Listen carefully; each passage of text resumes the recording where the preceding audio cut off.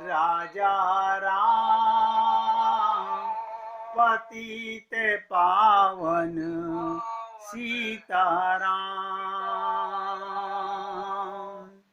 रघुपति राघव राजा राम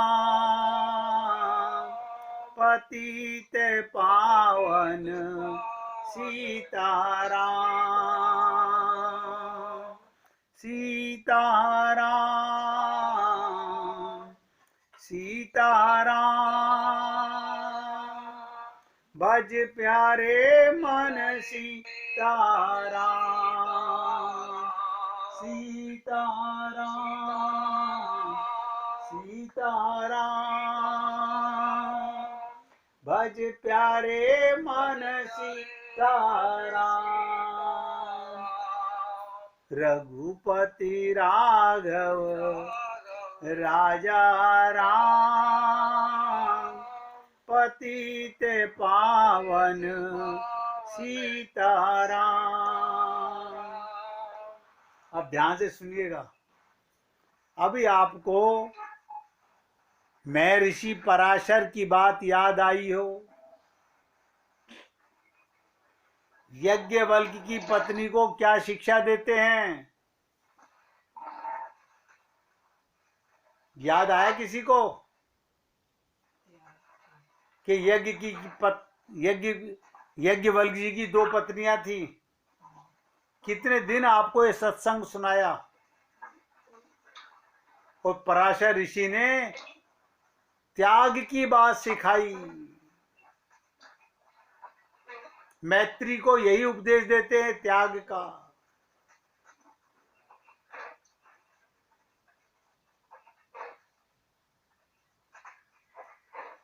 आप सोचिएगा, जिसके जीवन में त्याग नहीं है वो क्या सीखेगा जीवन में? त्याग से शांति मिलती है। तो बृहस्पति जी ने क्या कहा? बेटा जाओ त्याग करो, कुछ थोड़ा बहुत लेकर 1 वर्ष के लिए एकांतवास के लिए, तीर्थ यात्रा के लिए कंच निकल पड़े। बृहस्पति का पुत्र पिता ने कहा जाओ त्याग सीख कर के आओ। हाथ में कमंडल है, एक डंडा है, पहने हुए कपड़े, बस इसके अतिरिक्त कुछ भी नहीं। मानो मेरे पास अब त्याग के लिए कुछ नहीं।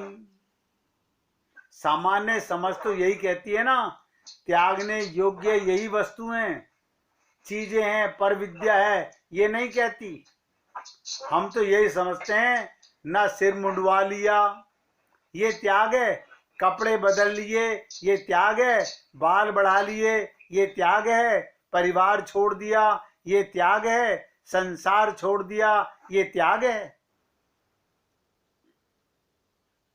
कहीं एकांत में जाकर राम राम जपना शुरू कर दिया ये त्याग है। लेकिन पराविद्या इसका समर्थन नहीं करती। ये सब कुछ आपको छोड़ने की आवश्यकता नहीं। ये बहुरूपीय आपको बनने की आवश्यकता नहीं। मैं हर बार आपसे कहता हूं, त्याग क्या है?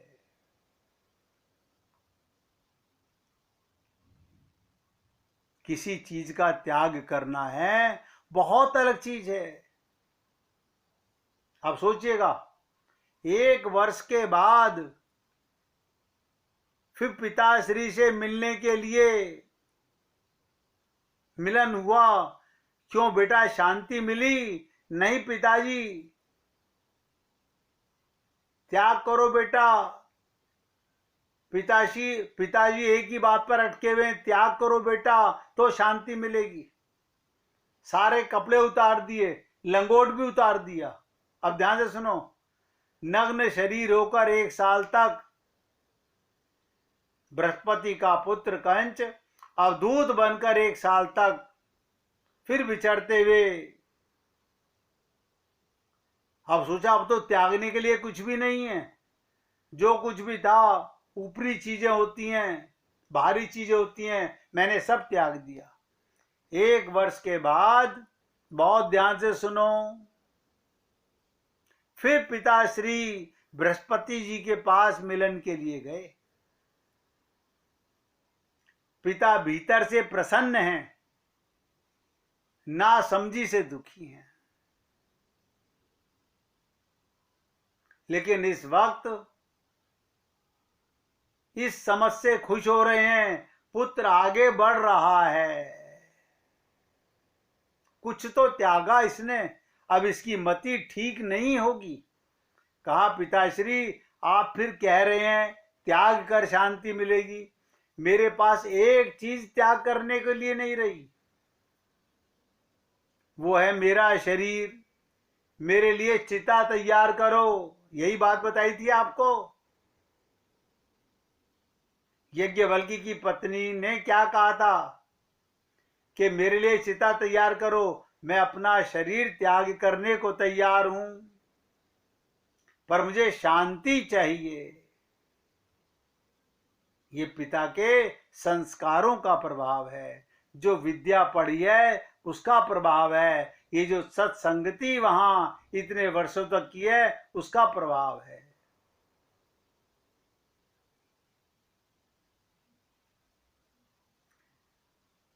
चिता तैयार हो गई, पिताश्री ने चिता स्वयं तैयार करवाई। ध्यान से सुनो, देखता हूं ऐसे ही कर रहा है या वास्तव में अपने शरीर त्यागने को तैयार है कोई पिता अपने पुत्र का त्याग देखने को तैयार होगा?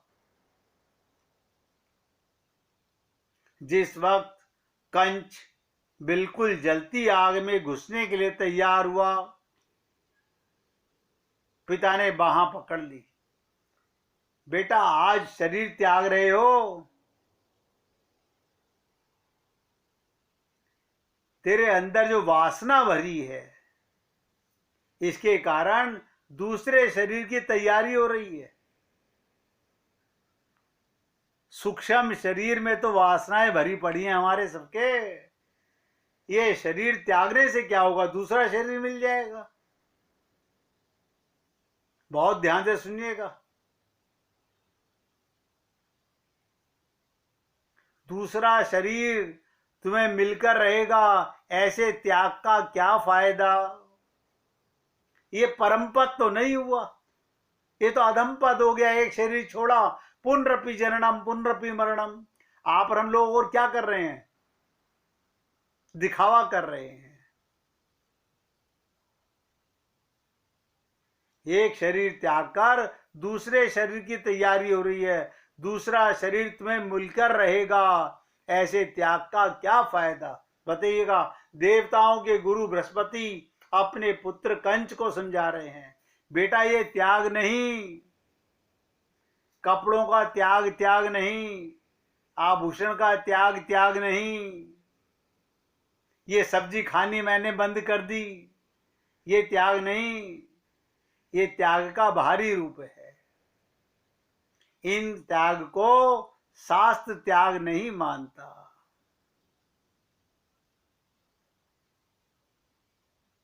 पूर्ण लाभ इस त्याग से नहीं मिलेगा। तो बेटा कह रहा है अब मरने भी नहीं दे रहे। ध्यान से सुनो, पुत्र कह रहा है मरने भी नहीं दे रहे, जीने भी नहीं दे रहे। कंस कहता है मैं मरने को तैयार हूं, आप मरने को भी नहीं दे रहे हो मुझे बाहां पकड़ ली, नहीं तुझे जिंदा रहना है। क्यों? ये त्याग नहीं है।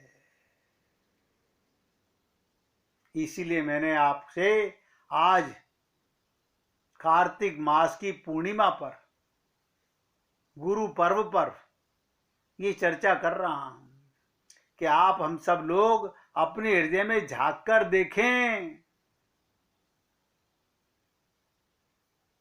पाना चाहते हो राम रस, पाना चाहते हो परम प्रेम रस,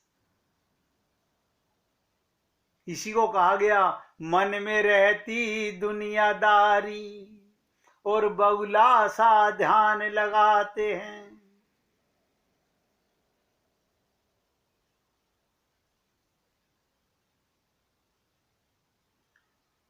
बृहस्पति जी पुत्र से कहते हैं नहीं, तुम्हें जिंदा रहना है। पुत्र कह रहा है क्यों? बोले बेटा ये त्याग नहीं है। क्या इस त्याग से तुम्हें शांति मिलेगी?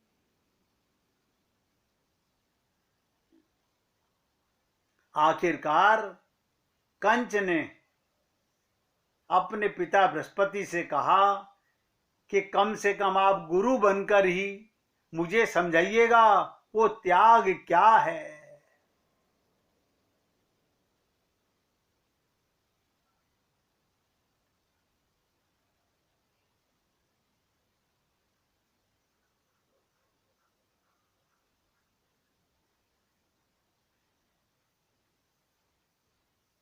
क्या बोले? पुत्र जिस दिन मैं और मेरे का त्याग शुरू करोगे उस दिन त्याग शुरू होगा।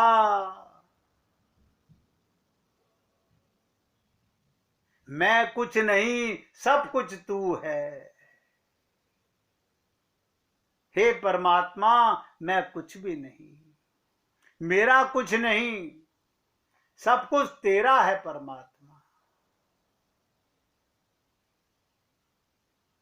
सब कुछ तेरा है। कितनी बार आप हम लोगों से चर्चा रोज सत्संग में सुनते हो कि जाते समय एक बाल भी साथ नहीं जाता, लेकिन त्याग के मामले में हम सब लोग इकट्ठा करने में लगे हुए हैं। सब कुछ तेरा है परमात्मा। जब मैं और मेरा मिटकर, ध्यान से सुनो, जब मैं और मेरा मिटकर तू और तेरा रह जाएगा उस दिन समझ लेना तेरा त्याग अब पूर्णत्व की ओर बढ़ता जा रहा है।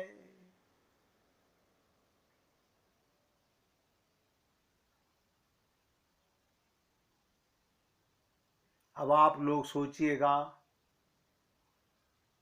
क्या आप और हम लोग त्याग के मामले में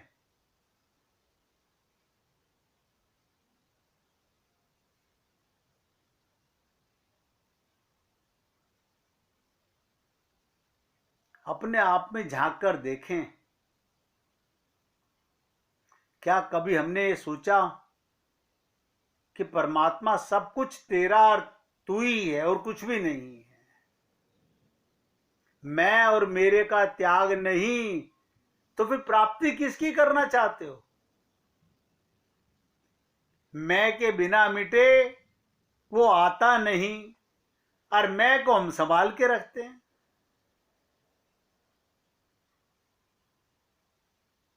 मैं उम्मीद करता हूं आप बहुत ध्यान से सुन भी रहे होगे, समझ भी रहे होगे।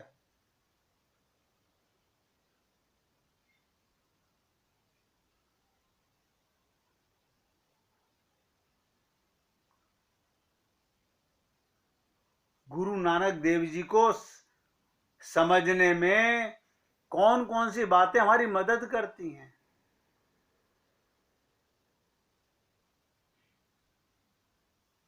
आप सोचिएगा, बाबा नानक देव के बचपन की बात। एक दिन दूसरे मोहल्ले में चले गए।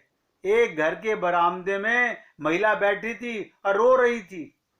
नानक जी ने उसे रोने की वजह पूछी।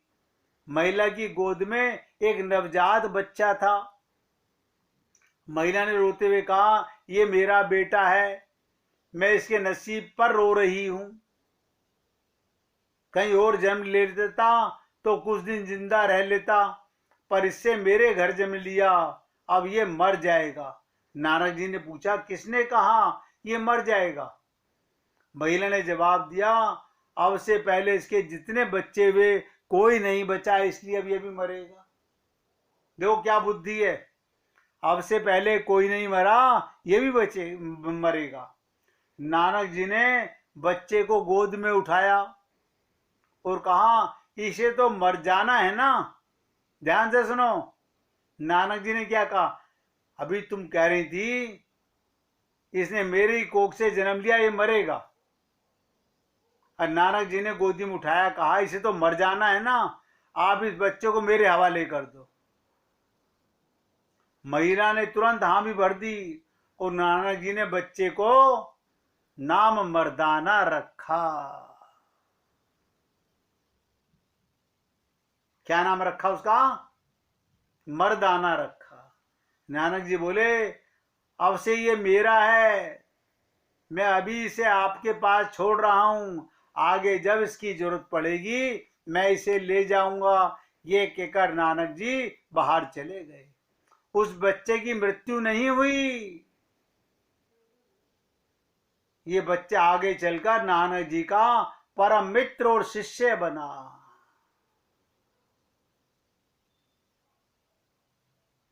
और सुनिएगा, नानक जी के जीवन से हमें क्या क्या शिक्षा लेनी चाहिए।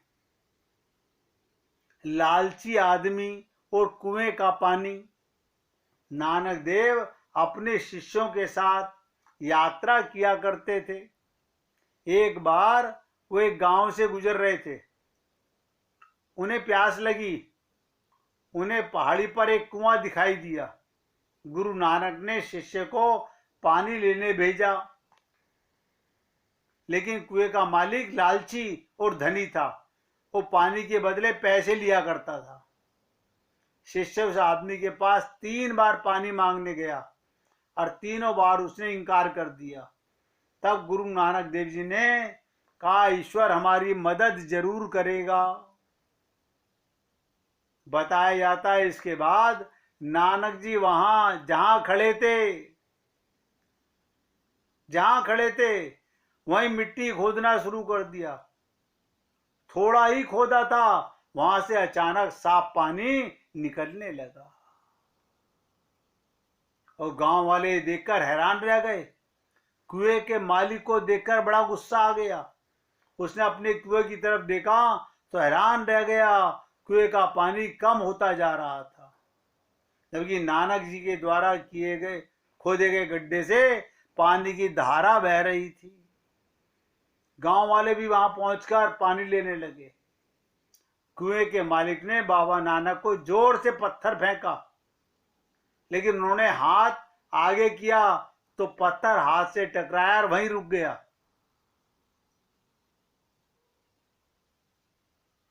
ये देख कुएं का मालिक नानक जी के चरणों पर आ गिरा। तब गुरुजी ने उसे समझाया, किस बात का घमंड, तुम्हारा कुछ नहीं है। कुछ करके जाओगे तो लोगों के दिलों में हमेशा जिंदा रहोगे।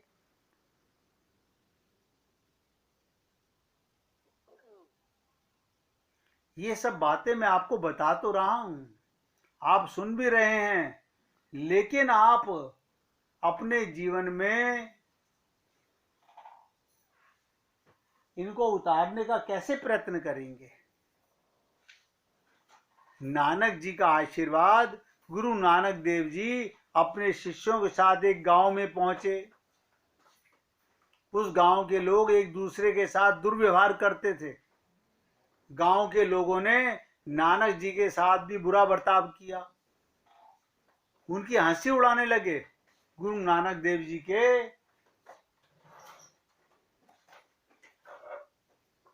गांव वालों को दुर्व्यवहार ना करने के लिए समझाने की कोशिश की, लेकिन उन पर कोई असर नहीं हुआ।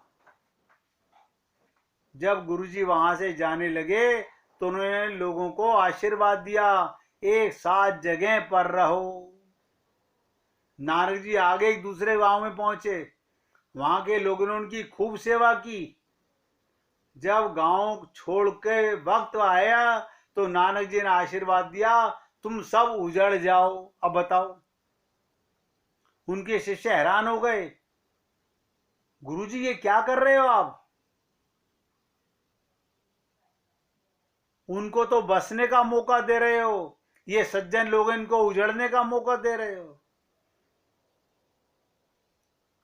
तो उन्होंने कहा, एक बात हमेशा ध्यान रखो, सज्जन व्यक्ति जहां भी जाता है वो अपने साथ सज्जनता और अच्छाई लेकर जाता है। वो जहां भी रहेगा अपने चारों ओर प्रेम सद्भाव का वातावरण बनाकर रखेगा। इसलिए मैंने सज्जन लोगों से भरे गांव के लोगों को उजड़ जाने को कहा, ताकि वो जहां भी जाएं प्रेम का वातावरण बनाएं। कितनी बातें हैं नानक जी के बारे में, कितनी बातें हैं, एक दो बातें नहीं, अनंत बातें हैं। लेकिन आप और हम लोग एक त्याग की बात को अगर अपने जीवन में उतार लें,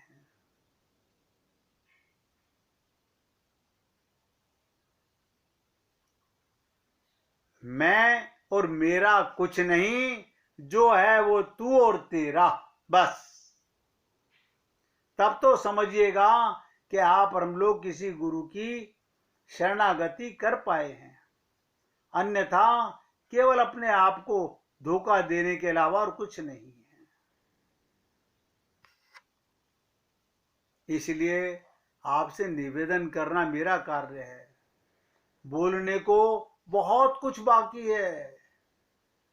नानक जी की एक कथाएं नहीं है, अनंत कथाएं हैं, अनंत बातें हैं, जिनको आप और हम लोग सोच नहीं सकते,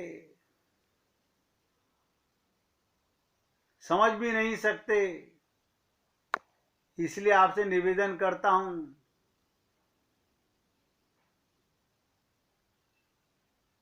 कि भगवान को पाने के लिए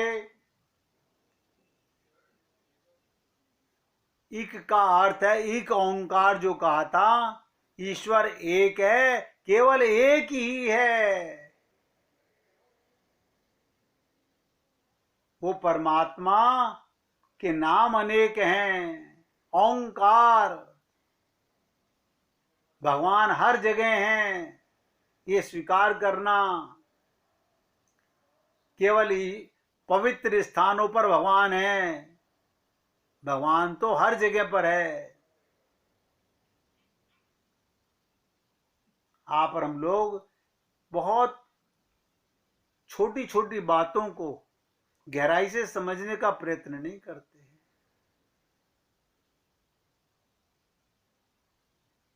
अब देखिए, छोटा सा शब्द नारायण, कर्ता पुरख, क्या मतलब है? कर्ता व्यक्ति, ईश्वर वो है जो सब कुछ करता है। वो सब कुछ नष्ट कर देता है और सब कुछ बना देता है। ये बिल्कुल सरल लेकिन प्रभावशाली विचार है। ईश्वर सर्वशक्तिमान है और हर किसी की इच्छा उसमें ही निहित होती है। उसका निर्वैर है, किसी से बैर नहीं है, निर्भाव है, ना अर्थ है, ना डरना है, ना कोई शत्रु है। भगवान का कोई शत्रु नहीं, भगवान निर्भय है। इसका अर्थ वह होगा जो सर्वशक्तिमान है।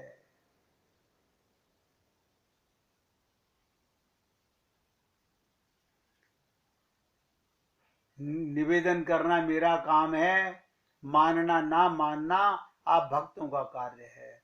मैं तो आज सत्संग को यहाँ विराम दे रहा हूँ और आप भक्तों से निवेदन कर रहा हूँ। भगवत प्राप्ति करने के लिए कोई कठिन मार्ग नहीं, जहां हो जैसे हो, बस उस प्रीतम परमात्मा को तू और तेरा, इस संसार में जो भी कुछ है वो तेरा ही है। परमात्मा जित देखूं तित श्याममयी है, सब जगह वही है। यही नानक जी की प्रेरणा से अगर व्यक्ति जान ले और मान ले जीवन के अंदर, इसी को मैंने शुरू में कहा था कि नाम खुमारी नानका चढ़ी रहे दिन रैन। खुमारी माने उसके नाम की खुमारी। शब्द बड़ा गहरा है। खुमारी का अर्थ होता है ना होश ना बेहोशी, दोनों और दोनों नहीं, कुछ कुछ होश कुछ कुछ बेहोशी, दोनों का मिलन जहां हो रहा है। खुमारी माने बहते ही जा रहे हैं तेरे प्यार में कन्हैया। कब दिन निकल रहा है, कब रात हो रही है, हर पल मस्तियों की बरसात हो रही है। अब आज तो सत्संग को यहाँ विराम दे रहा हूं। कल आपके साथ एक लाइन पर चर्चा करूंगा, गीता के श्लोक की हिंदी में सरल व्याख्या। सुख सपना, ध्यान से सुनो, सुख सपना दुख बुदबुदा दोनों हैं मेहमान। सब नोट करो आज की बात को। सुख सपना दुख बुदबुदा दोनों हैं मेहमान। सबका आदर कीजिए जो भेजे भगवान। क्या कहा? सुख सपना दुख बुदबुदा, सुख सपना दुख बुदबुदा दोनों हैं मेहमान। सबका आदर कीजिए जो भेजे भगवान। अब 1 मिनट भगवान का हरे नाम कीर्तन कीजिएगा। हरे कृष्ण कृष्णा कृष्णा हरे हरे, हरे राम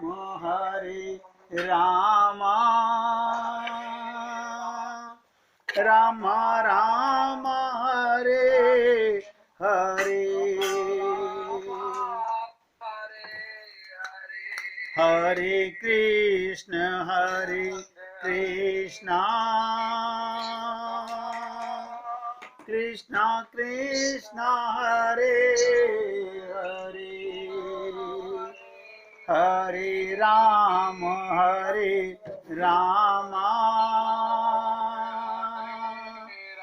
राम राम हरे हरे,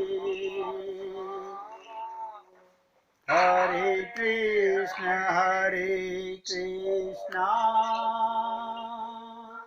कृष्णा कृष्णा हरे हरे,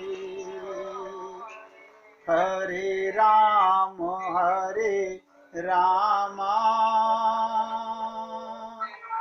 राम राम हरे हरे।